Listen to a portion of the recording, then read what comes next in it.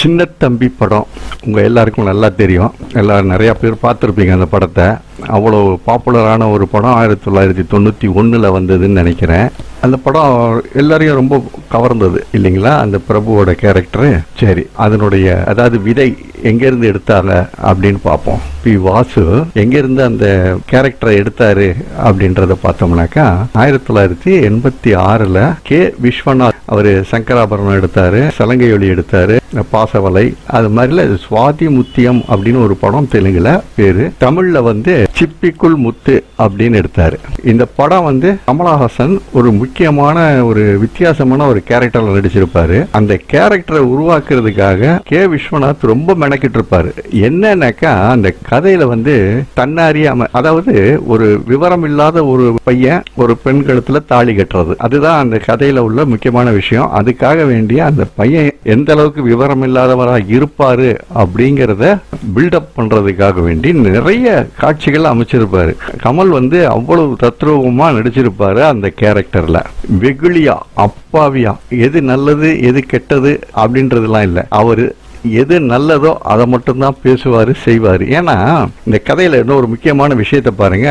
கமலுக்கு அப்பா அம்மா இல்ல. அதாவது ஒரு விபத்துல அப்பா அம்மா இறந்துடுறாங்க, கார் விபத்துல. அதுல அடிபட்ட கமல் கொஞ்சம் புத்தி சுவாதீனம் இல்லாத மாதிரியா இருக்காரு. அதாவது புத்தி சுவாதீனம் இல்லைனாக்கா கபடு சூதோட பேச தெரியாது அவருக்கு. எது மனசுல பட்டதோ அதை அப்படியே செய்வாரு. பாட்டி என்ன சொல்லி கொடுத்தாங்களோ, எது நல்லதுன்னு சொல்லி கொடுத்தாங்களோ அதைத்தான் அவர் செய்வார். ஏன்னா பாட்டி தான் வளர்க்குறாங்க, பாத்துக்கிறாங்க, பாசம் காட்டுறாங்க, எல்லாம் அந்த பாட்டி மட்டும்தான். அதனால அதை அப்படியே செய்வார். அப்படியே கொஞ்சம் இந்த பக்கம் பாருங்க. சின்ன தம்பியும் பாட்டியோடைய அரவணைப்புல வளர்றவர் தான். அவங்க பையனை பள்ளிக்கூடத்துல சேர்க்க போகும்போது அங்க இருக்கிற வாத்தியார் சொல்ற, ஏங்க அவன் பைத்தியம், அவனை சேர்க்க முடியாதுங்கன்னு. உடனே இப்ப பாட்டி பதறுவாங்க, யார் மனோரமா, அவன் பைத்தியம்லாம் இல்லைங்க, கொஞ்சம் விவரம் இல்லாதவன் அப்படின்னு நம்மளுக்கு அந்த கேரக்டரை எடுத்து சொல்லுவாங்க. ஆனா கே விஸ்வநாத் அவர் எப்படிப்பட்ட கேரக்டருங்கிறத வார்த்தையில சொல்லாம செயல்ல நடிப்புல காமிச்சிருப்பாங்க, அந்த கமலஹாசனோட நடிப்புல. இப்போ இந்த கதையில என்ன முக்கியமான ஒரு விஷயம் என்ன கேட்டீங்கன்னாக்கா, அதுல ராதிகா கேரக்டருக்கு ரொம்ப கஷ்டப்படுவாங்க.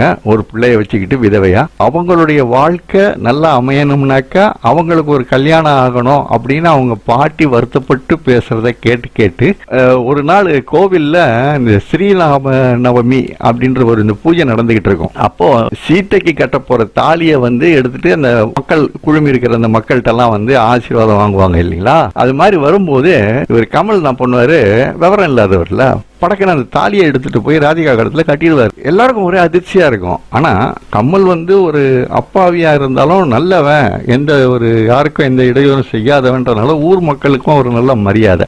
சோ ஊர் மக்களும் பெருசா அதை இது பண்ண மாட்டாங்க.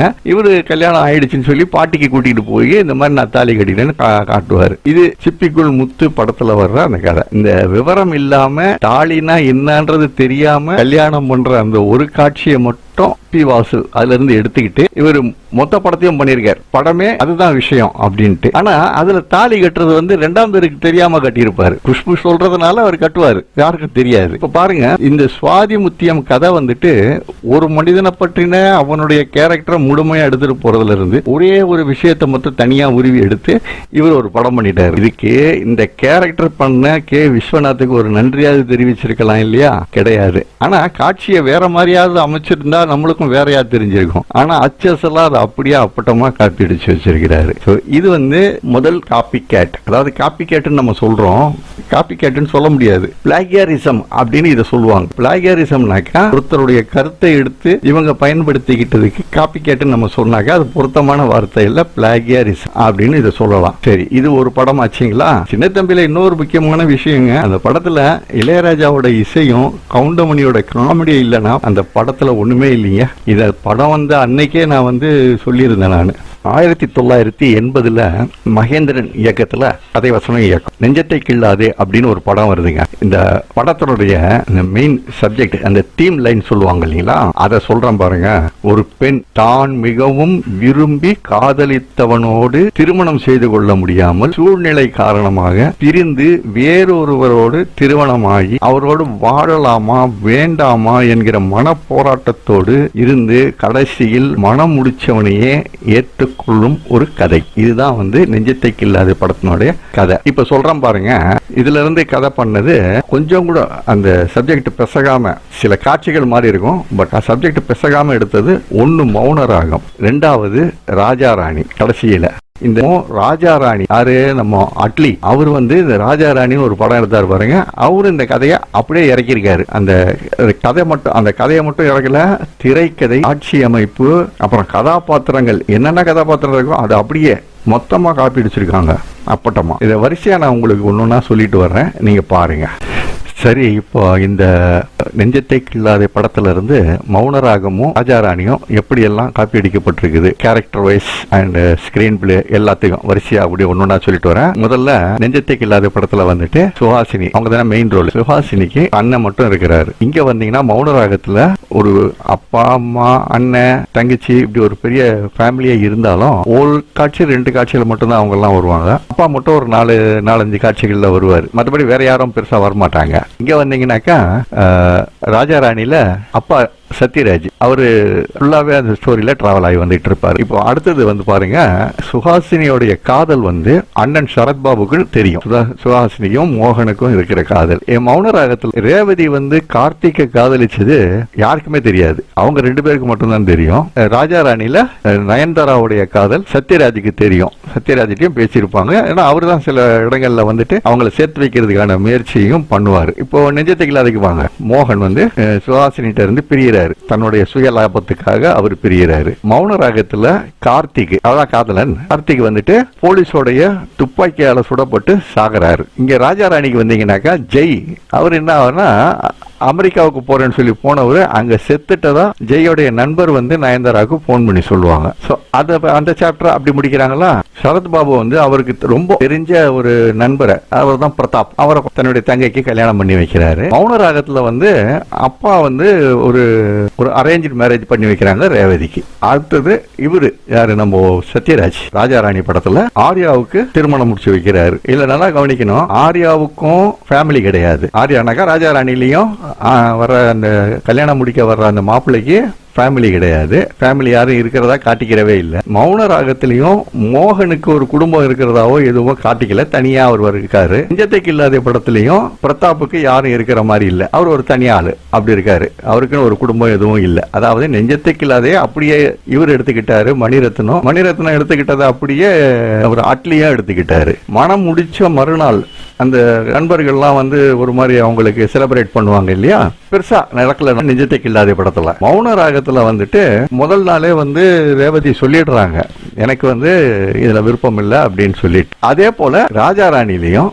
ஆர்யாவும் நயன்தாராவும் பெருசா எந்த ஒரு ஈடுபாடும் இல்லாதவ மாதிரி இருக்காங்க. அடுத்த நாளே வேலைக்கு போறாங்க. அதாவது நெஞ்சத்தை கில்லாத எப்படி வந்த காட்சியோ அதே மாதிரி அடுத்தடுத்த படங்கள்லயும் அதே மாதிரியான காட்சிகள் அமையுது. நெஞ்சத்தை கில்லாத படத்துல பிரதாப் மனம் பிடிக்கிறார் இல்லையா, பிரதாப் அவருக்கு வந்துட்டு ஒரு ஓனர் முதலாளி, அவரு சாருஹாசன். மௌன ராகத்துல மோகனுக்கு வி.கே. ராமசாமி ஒரு முதலாளியா இருப்பாரு. நம்ம ராஜா ராணியில வந்துட்டு ஆர்யாவுக்கு மொட்ட ராஜேந்திரன் ஒரு முதலாளியா இருப்பாரு. இவங்க முகங்களுக்கு பேசாம ஒரு மாதிரி 2 பேரும் 2 பிம்பமா இருப்பாங்க. இதுல நெஞ்சத்தை கில்லாத படத்துல. அதுல நெஞ்சத்தை கில்லாத படத்துல வந்துட்டு பிரதாப் வந்துட்டு சுஹாசினியை கூட்டிட்டு, ஒரே மாதிரி கதையா இருக்கனால எவ்வளவு குழப்பது பாருங்க. சுஹாசினியை கூட்டிட்டு கொஞ்சம் வெளியெல்லாம் சுத்த போவாங்க, டூர்லாம், ஊட்டி கொடைக்கானல் அது மாதிரி போயிட்டு வந்தாங்கன்னாக்க ஒருத்தருக்கு ஒருத்தர் பேசாம 2 பேரும் தனியா ஒரு இது மாதிரியாவே வருவாங்க. அதுல வந்து பேக்ரவுண்ட்ல ஒரு பாட்டும் போவோம், ஏ தென்றலே ஒரு பாட்டு வரும். அதே மாதிரி மௌன ராகத்துல வந்து மோகன் வந்து டெல்லியை சுத்தி காட்ட கூட்டிட்டு போவாரு ரேவதிய. அப்படி போயிட்டு வந்தாங்கன்னாக்கா அவங்களுக்குள்ள ஒரு அண்டர்ஸ்டாண்டிங் வரும் அப்படின்னு எதிர்பார்த்து, ஆனா எதுவும் நடக்காது. அதுக்கு ஒரு பாட்டு வரும், மன்றம் வந்த தென்றலுக்கு. ரெண்டும் கிட்டத்தட்ட ஒரே மாதிரி சிச்சுவேஷன், ஒரே மாதிரி அர்த்தம் உள்ள பாட்டு. இதை பாருங்க, இது அப்படியே காப்பி அடிச்சு வச்சிருக்கோம். நெஞ்சத்தை கில்லாத படத்துல வர்ற காட்சியை வேற மாதிரி மாற்றி மற்ற 2 பேரும், யாரு மணிரத்னமும் அட்லியும் காப்பி அடிச்சிருப்பாங்க. எப்படி பாருங்க, சுஹாசினிட்ட வந்துட்டு பிரதாப் சொல்றாரு, இப்ப நம்ம 2 பேரும் எந்த ஒரு ஒட்டும் உறவும் இல்லாம இருக்கிறதுனால என்னால வந்து என்னுடைய வேலையிலையும் கவனம் செலுத்த முடியல, அதனால என் கம்பெனில இருந்து என்ன வேலையை விட்டு எடுத்துட்டாங்க, நான் பழையபடி கல்கட்டாவுக்கு நான் போறேன் அப்படின்னு சொல்லுவார். அதாவது அவர் ஏற்கனவே கல்கத்தால வேலை பார்த்துக்கிட்டு இருந்தவர் இந்த திருமணம் முடிச்சு இங்கே மெட்ராஸ்ல இருக்கணும்ன்றதுக்காக வர்றாரு. இது ஒன்றும் சரியா ஒர்க் அவுட் ஆகாதனால நான் போறேன், உனக்கு விருப்பம் இருந்தா நீ என் கூட வரலாம் அப்படின்னு சொல்லுவாரு. அப்ப சொல்லும்போது சுஹாசினி என்ன பண்ணுவாங்கனாக்கா அவங்களுடைய குற்ற உணர்வு அவங்கள உறுத்த பண்ணுவாங்க. அந்த நேரம் பவர் கட்டுன்னு சொல்லி மெழுகுவத்தியில வச்சுட்டு 2 பேரும் பேசிட்டு இருந்திருப்பாங்க. அப்போ இந்த குற்ற உணர்வுனால சுஹாசினி என்ன பண்ணுவாங்க, அது மெழுகுவத்தியில எரிகிற நெருப்புல கையை சுட்டுக்குவாங்க, தனக்கு தாண்டேன்னு தண்டவர் கொடுக்குற மாதிரி. இங்க வந்து என்னன்னாக்கா மௌன ராகத்துல இவங்க வெளியே போயிட்டு வரும்போது ராத்திரியில சில ரவுடிகள் வந்து தாக்குறாங்க. வேற அவர் தொழில் ரீதியான காரணத்துக்காக வேண்டி மோகனை தாக்குறாங்க, அதில் கத்தியால குத்திடுறாங்க. அது சுஹாசினிக்கு கையில நெருப்பு காயம் பட்டதுக்கு பிரதாப் வந்து கையில மருந்து போட்டு விடுவாரு. மௌன ராகத்துல கத்தி குத்து ஏற்பட்டதும் ரேவதி எடுத்துட்டு ஹாஸ்பிட்டலுக்கு கூட்டிட்டு போவாங்க. ராஜாராணி படத்துல நயன்தாராவுக்கு ஒரு எமோஷனல்ல வலிப்பு வந்துடும், பிக்ஸ் வந்துடும். அவங்கள எடுத்துட்டு போய் ஒரு ஆர்யா ஹாஸ்பிட்டல்ல சேர்ப்பாரு. ஸோ 3லயும் ஒரே மாதிரியான அந்த காட்சிகள். நெஞ்சத்தைக்கு இல்லாத படத்துல பிரதாப் கல்கட்டாவுக்கு போறேன்னு சொல்லிட்டு இப்போ டிக்கெட் போட்டு எடுத்துட்டு வந்து சுஹாசினிட்ட காட்டுவாரு. அதே மாதிரி இங்க பாத்தீங்கன்னாக்கா மௌன ராகத்துல உனக்கு ஏதாவது வேணுமான்னு சொல்லி மோகன் கேட்கும் போது எனக்கு ஏதாவது வாங்கி கொடுக்கணும்னு நீங்க ஆசைப்பட்டீங்கன்னாக்கா எனக்கு நீங்க டைவர்ஸ் கொடுங்கன்னு கேட்பாங்க ரேவதி. அதுக்கு அதே போல இந்த காட்சியில வந்துட்டு அவர் டைவர்ஸ் லெட்டர் எடுத்தாந்து கையில கொடுப்பாரு. இங்கே வந்துட்டு இது நம்ம ராஜாராணில நம்மளுக்குள்ள எதுவும் ஒத்து வரல, அதனால நான் என் வழியை பார்த்து நான் போறேன்னு சொல்லி நான் ஆஸ்திரேலியாவுக்கு போறேன் அப்படின்னு சொல்லிட்டு ஆர்யா சொல்லுவாரு. இப்படி மனம் முடிச்ச 2 பேரும் பிரிஞ்சு போற மாதிரியான காட்சியை மணிரத்னமும் அட்லியும் அப்பட்டமா காப்பி அடிச்சு வச்சிருப்பாங்க. இடையில ஒரு காட்சி பாருங்க, ஒரே மாதிரியா இருக்கும். நெஞ்சத்தைக்கு இல்லாத படத்துல வந்துட்டு சரத்பாபு வந்து பேசுவாரு பிரதாப் கிட்ட, கன்வின்ஸ் பண்ற காட்சி ஒண்ணு வரும். அதுக்கு முன்னால சுஹாசினிய வந்து மோகன், அதாவது காதலன், அவர் வந்துட்டு கொஞ்சம் அட்வைஸ் பண்ணுவாரு. இது மாதிரி ஒரு காட்சி இருக்கும். அதே போல மௌன ராகத்துல வந்து ரேவதியோட அப்பா மோகன்கிட்ட வந்து பேசிட்டு போவாரு. சோ அந்த காட்சிகள், அந்த வசனங்கள் வந்து அவங்களுக்குள்ள ஒரு சின்ன மாற்றத்தை ஏற்படுத்தும். அதே போல ராஜாராணில ஆர்யா ஜெய் கிட்ட போய் பேச போவாரு. இவங்க 2 பேரும் அந்த காட்சிகளை கொஞ்சம் வேற வேற மாதிரி மாத்தி அமைச்சிருந்தாலும் அதனுடைய உள்ளர்த்தம் ஒரே மாதிரியா தான் இருக்கும். ஏர்போர்ட்டுக்கு போயிடுறாரு பிரதாப், பிளைட்ல ஏற போறாரு. கடைசி நேரத்துல சுஹாசினி போய் ஏர்போர்ட்ல இருந்து அவரை வெளியே கூட்டு வர்றாங்க. அதே மாதிரியா மௌன ராகத்துல வந்து ரேவதி ஏறின ட்ரெயின், மெட்ராஸ் போற ட்ரெயின் வந்து மூவ் ஆயிடுது. மூவ் ஆனதும் அப்புறமா தன்னால ட்ரெயின் நிக்குது. மோகன் ஓடி போறாரு கிட்டக்க. போகும்போது அந்த ட்ரெயின்ல இருந்து சூட்கேஸ் வெளியே வந்து விடும். என்னன்னு பார்த்தா ரேவதி கீழே இறங்குவாங்க. 2 பேரும் சந்தோஷமா ஒன்னா வந்துருவாங்க. இதே மாதிரியா ஆஸ்திரேலியாவுக்கு போறேன்னு சொன்ன ஆர்யாவும் பிளைட்ல கடைசி நேரத்துல இறங்கி வந்துருவாரு, நயன்தாராவோட சேர்ந்து ஒன்னா வந்துருவாங்க. இப்படி ஒவ்வொரு காட்சியை கூட வந்துட்டு முழுசா அப்பட்டமா காப்பி அடிச்சிருக்காங்க. ஏற்கனவே இதனுடைய கதை லைனை வந்துட்டு நான் உங்களுக்கு சொல்லியிருக்கிறேன். 3 ஒரே கதை தான், ஒரே காட்சிகள் தான். ராஜாராணில நசரியா வர்றாங்க, அப்புறம் ஒரு சந்தானம் வர்றாரு. இது என்னன்னு கேட்டீங்கன்னாக்கா, நான் அந்த படத்தை பார்த்து காப்பி அடிக்கல அப்படின்னு காட்டுறதுக்காக எடுத்த ஒரு முயற்சி. அதாவது இந்த பழைய படங்கள்ல எல்லாம் வந்துட்டு மாறு வேஷம் போடுறேன்னு சொல்லி மறு ஓட்டிட்டு வருவாங்க பாருங்க, அந்த மாதிரி அமைப்பு இது. சரிங்களா? இப்ப நான் என்ன சொல்றேன்னா, காப்பி அடிக்கலாம், ஆனா ஏக்கர் கணக்குல எல்லாம் காப்பி அடிக்க கூடாது. இதுல மணிரத்னம் வந்துட்டு நெஞ்சத்தைக்கு இல்லாத கதையை மட்டுமே வச்சுக்கிட்டு இவர் படம் பண்ணணும். ஆனா அட்லிக்கு லக்கு 2 படம், நெஞ்சத்தைக்கு இல்லாத மௌன ராகம், இதுல இருந்து கொஞ்சம் அதுல இருந்து கொஞ்சம் இப்படி மாத்தி மாத்தி எடுத்து வச்சுக்கிட்டாங்க. அதாவது விருந்துன்னு வந்துட்டாக்கா இலையில கூட்டு எங்க வச்சான்னா பொரியல் எங்க வச்சான்னா, ஆக விருந்து தானே, அந்த மாதிரியா விருந்து வச்சவர் தான் அட்லி. மகேந்திரனுடைய ஒரு படத்தினுடைய கதை வசனத்தை வச்சுக்கிட்டு, வசனத்தை விட்டுடுங்க, கதை திரைக்கதையை எடுத்துக்கிட்டு 2 பேர் தங்களுக்கு சூப்பர் ஹிட் படத்தை தயாரிச்சுக்கிட்டாங்க. அதாவது நீங்க மணிரத்னம் படத்துல அந்த மௌன ராகம் வரைக்கும் பாத்தீங்கன்னாக்கா அவர் எடுத்த படங்கள்லயே மௌன ராகம் தான் வந்து அவருக்கு சூப்பர் ஹிட்டா அமைஞ்சது. அடுத்தது அட்லிக்கு அடையாளம் காமிச்சது ராஜாராணிங்கிற படம். இதுல ஒரு முக்கியமான விஷயம் என்னன்னு கேட்டீங்கன்னாக்கா, ஒரு விருது வழங்கும் விழாவில் இந்த மகேந்திரன் வந்து இன்சல்ட் செய்யப்படுறாரு. அவமானம்னு சொல்ல விரும்பல, இன்சல்ட் செய்யப்படுறாரு. இந்த மனவேதனையிலேயே அவருடைய கடைசி காலம் அமைஞ்சு போகுது. இந்த சூழ்நிலைய உருவாக்கி தந்தவங்க யாருங்கிறது சம்பந்தப்பட்டவங்களுக்கே நல்லா தெரியும். ஆனா அதுக்காக அவங்க வருந்தல அப்படிங்கிறது தான் இன்னும் வருத்தமான விஷயம்.